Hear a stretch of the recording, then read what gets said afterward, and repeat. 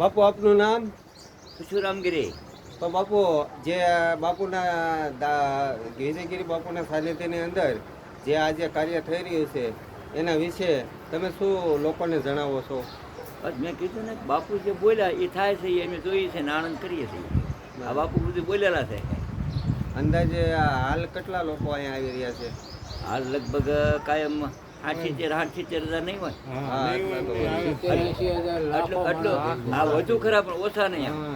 પછી બીજું જે બાપુ બોલ્યા હતા કે ભાઈ 50 વર્ષ પહેલા કે ભાઈ જે તે સમયે અહીંયા કથા રામકથાનું આયોજન થાય છે, તો આજે બાપુનું સપનું પૂરું થયું એવું એના વિશે એમ બોલેલા કાંઈ કાંકરા છે એટલે માણસ થાય. એટલે અમે સમજ્યા નહીં, એની ઉલટી માણે છે, એને સુરત નોકરી કે ને આપણે એટલે માણસો થયા. કાંકરા એટલે માણસો થાય, એટલે આ સપ્તાહ થાય અમને સપનું નહોતું. તો ખરેખર બાપુનું સપનું પૂરું થયું. અને અહીંયા જે અત્યારે હજારો લાખો લોકો આવી રહ્યા છે એ બાપુના પ્રતાપે જ આવી રહ્યા છે. સરસ, ખૂબ ખૂબ આપ સાધુ સંતોનો પણ અમારા પર આશીર્વાદ રહે અને અમને પણ એવા આશીર્વાદ આપો કે અમે પણ લોકોની કાંઈક ને ક્યાંક સેવા કરી શકીએ. તમારા ભાગ છે, તમે અહીંયા આવી ગયા અને તમે આ કાર્ય બધાવી રહ્યા છો એટલે તમારા ભાગ પૂરવાના હોય અને ખુલશે. સરસ, બાપુનું પ્રત્યેક એવું છે.